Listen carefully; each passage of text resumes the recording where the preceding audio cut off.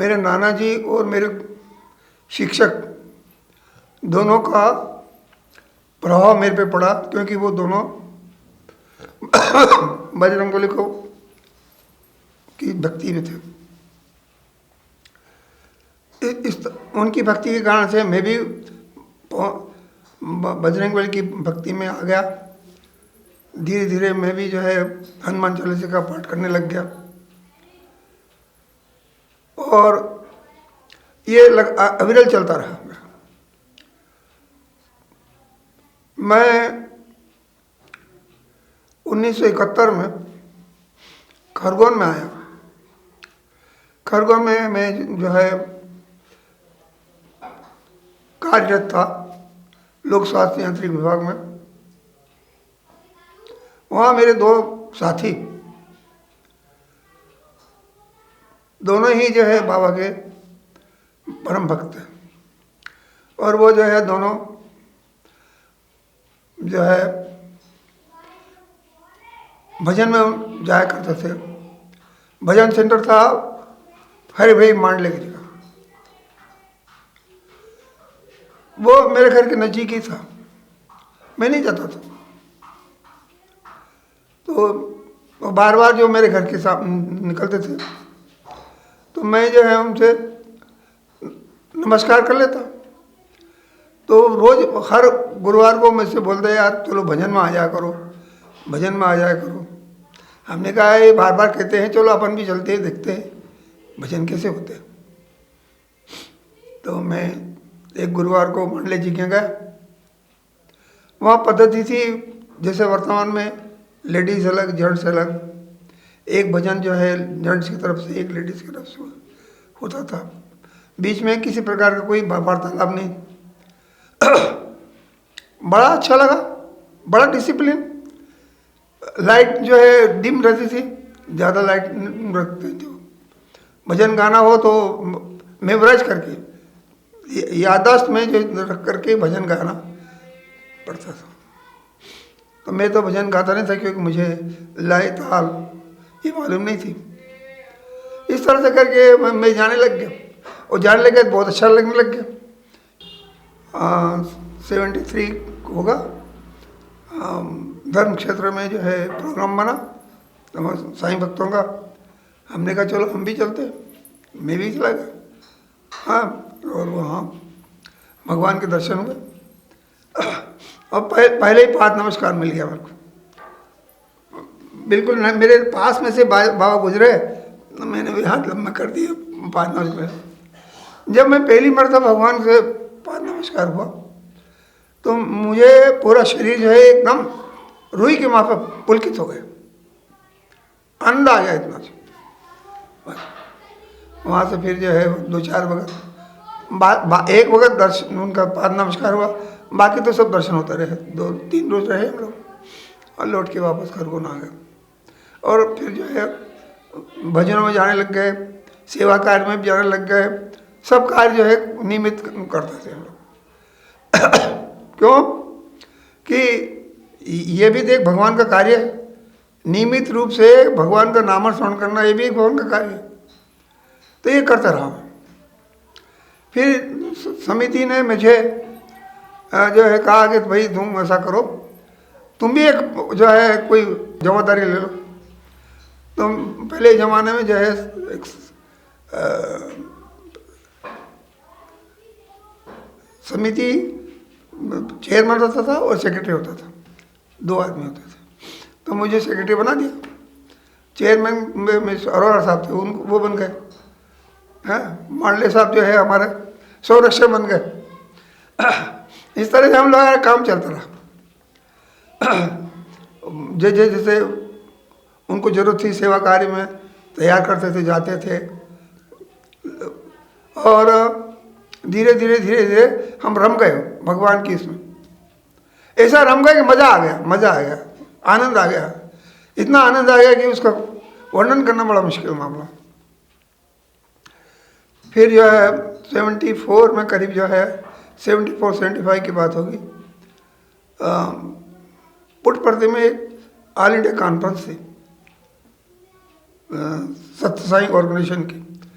तो वहाँ जो है डेलीकेट रूप में हमको बुलाया था, तो हम गए सब मांडले, सब हरिभाई मांडले, मैं और अरोरा साहब, आरसी अरोरा और भूमन्य अरोरा, ये 4 लोग हम लोग गए।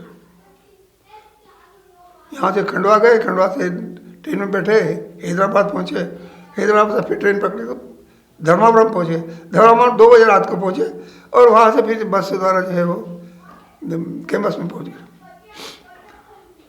वहाँ जो है भगवान के दर्शन हुए, बिल्कुल पास में से 1 फीट दूरी पे से भगवान के दर्शन होते थे। जब भगवान हमारे बीच में से निकलते थे तो बड़ा आनंद आता था। पर तो एक बात है, हमको ये बोला गया था कि डिसिप्लिन, मेंटेन डिसिप्लिन। आप जो है भगवान को छुएंगे नहीं, 5 नमस्कार लेंगे नहीं, यदि भगवान चाहे तो ले, अदरवाइज नहीं ले। हमने कहा ठीक है भाई, हमने कहा पूरा डिसिप्लिन मेंटेन किया।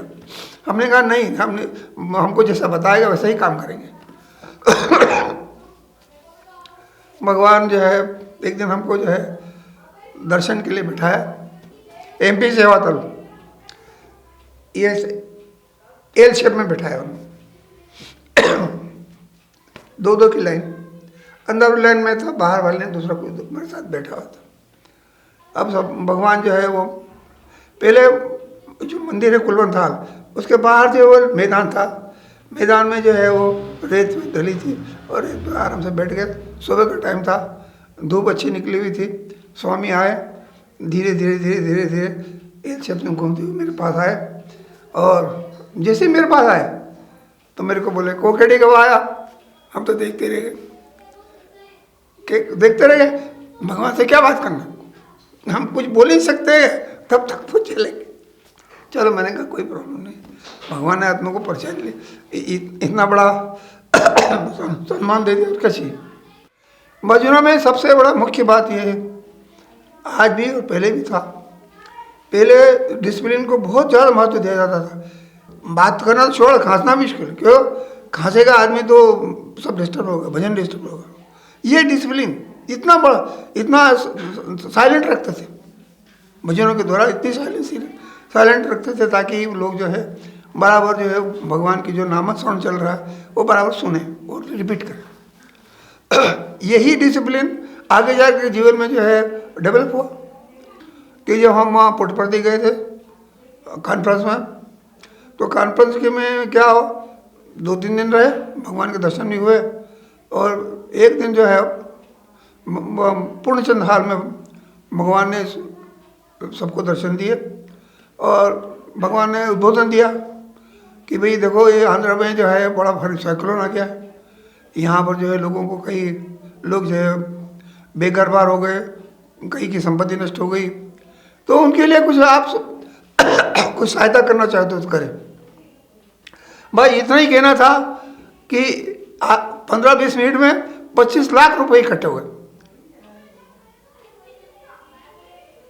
मांगे नहीं, भगवान ने नहीं मांगे, भगवान ने कहा सहायता। फिर इसी दौरान जो है भगवान ने एक दिन उद्बोधन दिया। उद्बोधन में जो है भगवान ने बोला डोंट कम टू मी, मेरे साथ मैं यहाँ मत आओ, मैं स्वयं आपके यहाँ आऊँगा। और फिर उसके बाद में मैं जो है पुट्टपर्ती नहीं गया। फिर मैं 94 में रिटायर हुआ, 1994 में रिटायर हुआ। 95 में हम लोग जो है जगन्नाथपुर की यात्रा पे गए। भगवान को वहाँ से प्रश्न परमिशन लेके ये लोग जाते थे सेवा में, लोकेश्वर की मम्मी ये भगवान से प्रार्थना करके आते थे कि स्वामी ऐसा ऐसा है, हम जा रहे हैं। स्वामी बराबर जो है हमको पूरे यात्रा में महसूस कराते थे कि मैं हूँ साथ में। हम जो है वो बद्रीनाथ की 4 धाम की यात्रा करें, वो थोड़ी कठिन यात्रा थी। उसमें भी ये लोग जो पुट्टपर्ती गए हुए थे, हमने कहा भाई भगवान से प्रार्थना करना, अपन को वहाँ जाना। बराबर जो है भगवान ने बड़ा आनंद दिया सब। हम बाबा के एक फ़ोटो रखते थे अपने पास में और ऐसे खिड़की के पास बैठे थे, ऐसे दिखाते थे, बाबा देखो ये कितना गहरा, कितना ऊंचा पहाड़, कितना आनंद है, कैसा है। बड़ा मुझसे बात करते जाते चले जाते थे। गंगा जी का मंदिर है वहाँ पर, वहाँ दर्शन करने गए।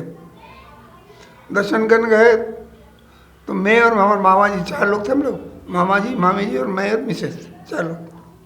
तो मामा जी और मैं दोनों दर्शन करके घूम के आ गए, बाहर आ गए। ये और मामी जी साथ। अब ये ऐसे परिक्रमा में घूम रही हैं और पता नहीं इनको क्या हो गया, तो वो समझे नहीं। तो मामी जी ने मेरे को बुलाया, भाई देख उनको संभाल। फिर मैं लेकर के उनको भगवान की जो गंगा जी की मूर्ति के सामने ले गया, तो इनको क्या दिखे, भगवान दिख रहे वहाँ पर। भगवान, गंगा जी मूर्ति नहीं दिख रही है, भगवान दिख रहे हैं। बाबा दिखे, बाबा दिखे। तो फिर थोड़ी देर बाद में उनने वो जल छिड़का, पंडित लोगों ने, तो नॉर्मल होकर वापस आ गए बाहर। ये एक अनुभव भगवान का, गंगा जी के अंदर, गंगा मंदिर के अंदर दर्शन किए।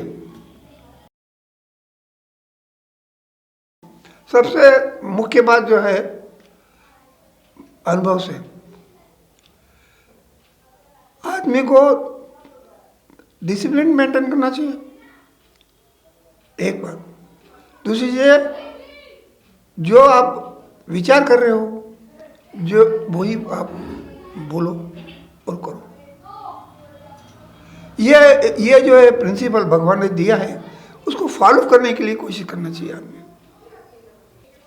बात, और यही बात भगवान ने जो है टेस्ट लेते थे। एक बार जो है पुट्टपर्थी सेवा के दौरान मैं, भगवान 2-3 बजे आते थे पहले ज़माने में, जिस समय हम लोग जाते थे। तो उस दिन दर्शन करके लौट रहा था तो शांति भवन है, वहाँ पर मैं जब आ रहा था तो वहाँ मुझे 500 रुपये का नोट गिरा हुआ मिला, ये घड़ी किया हुआ। तो मैंने उठाया, मैंने कहा भाई क्या है, देखा तो 500 का नोट। हम गए फिर सेवादल बिल्डिंग में, वहाँ लोगों से पूछा कि भाई ये सही है कि नकली है, क्या है। तो वहाँ पर कुछ बैंक के कार्यकर्ता भी थे, तो उन्होंने बोला नहीं है ये असली नोट है। बोले ऐसा करो, इसको तुम बाजार चले मिठाई लेके खा लेंगे। हमने कहा नहीं। जय चंदनी साहब उस समय थे, उनको बताया साहब ऐसा नोट मिला है मेरे को। फिर उस नोट को लास्ट प्रॉपर्टी में जमा कर दिया। ये भगवान के टेस्ट था मेरा। यदि मैं समझ लीजिए कि उसको चुपचाप रख लेता जेब में, तो मैं फेल हो जाता भगवान की टेस्ट में। भगवान ने कहा ईमानदारी बरतो, जीवन में ईमानदारी ही बहुत महत्वपूर्ण चीज़ है। दूसरी चीज़ है कि अपने कार्य के प्रति सिंसियर हो। कार्य जो है, आपको कुछ दिया गया है, पूर्ण रूप से समर्पित हो जाओ कार्य के प्रति। ये मत सोचो कि भगवान के यहाँ कुलवंत हाल में तो बहुत प्रोग्राम बन रहा है, वहाँ मिठाई भी बढ़ रही है, प्रसाद भी बढ़ रहा है, और अपन तो यहाँ सेवा कर रहे हैं। ये भाव में लाओ मत। सिंसियरिटी मेंटेन नहीं करोगे तो कुछ नहीं होगा।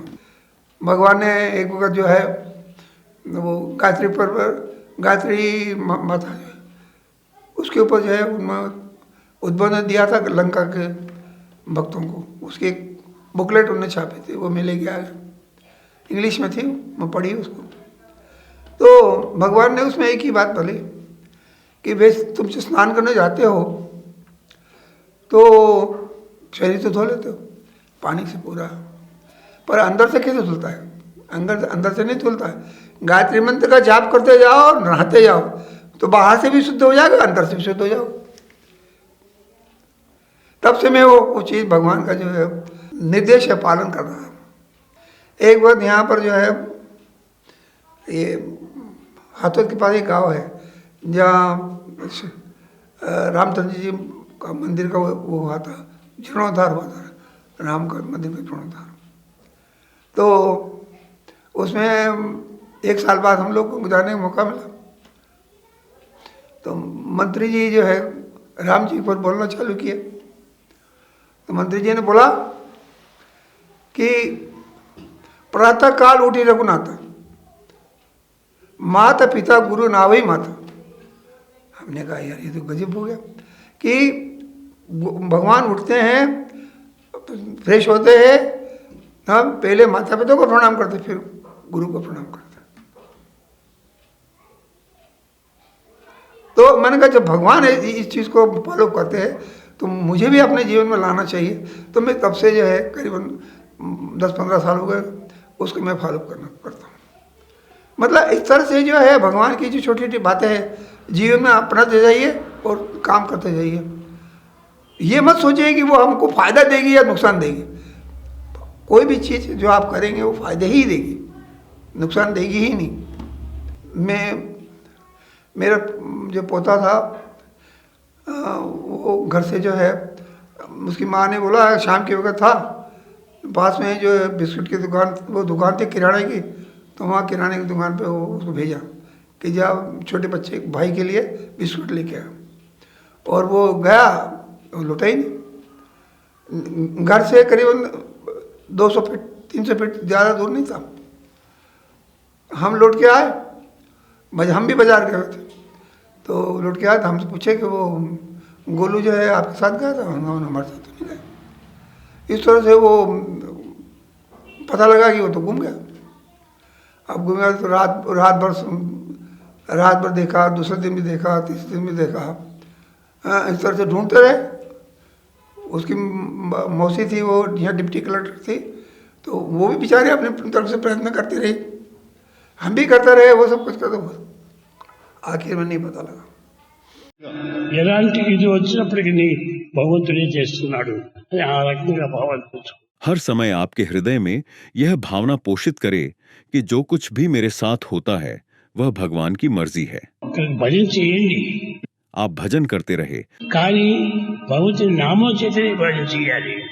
भगवान का नाम लेना यही भजन है। కనుక భజన చాలా అవసరమైనటువంటిది, भजन बहुत महत्वपूर्ण है। చాలా సార్థకమైనటువంటిది। भगवान के नाम स्मरण वाले भजन सार्थक हैं। ఇంతమంది పలుకుతుంటే ఏ ఒక్క మనసు అయినా కూడా భగవంతుని మనసును కరిగింపజేస్తుంది। जब इतने सारे लोग भजन में भगवान का नाम लेते हैं तो कम से कम एक व्यक्ति भगवान के हृदय को पिघला ही लेगा। ఇంతమందిలో ఒక్క మనసు అయినా కూడా పవిత్రమైనటువంటిదా? इतने सारे लोगों में से कोई एक तो उन्हें पवित्र भाव से पुकारेगा। కాబట్టి ఇంతమంది చేస్తూ సామూహిక భజన లోపల ఎంతనో భగవంతుని మనసును కరిగింపజేస్తారు। जब सामूहिक भजन होते हैं तो भगवान का हृदय पिघल जाता है। కనుక భగవంతుని మనసును కరిగింపజేయడానికి భజన చాలా అవసరం। भगवान के हृदय को पिघलाने के लिए वे भजन बहुत जरूरी है। तो शनिवार की शाम को भला जी का फ़ोन आया हमारे घर कि भाई कल जो है समिति के जितने लोग हैं वो आपके घर में जो है प्रेयर करना चाहते हैं, अपने बच्चे के लिए जो गुम गया उसके लिए प्रेयर करना चाहते हैं, तो आप वहाँ विचार कर देना, बाकी और कुछ करने की जरूरत नहीं आपको। ठीक है भाई, जैसा आपका निर्देश। हमने सब जो है बैठने की व्यवस्था कर दी। काफ़ी लोग आए, डिग्नेटरीज लोग आए, ऐसे कि जो कभी हम बुलाए तो ना आए, ऐसे लोग आए। उन्हें 15 मिनट में अपना भगवान से प्रार्थना करी और सब चले गए। शाम को 5 बजे करीब खबर आई खरगोन से कि आपका जो है वो गोलू खरगोन में है और हम लेके आ रहे हैं।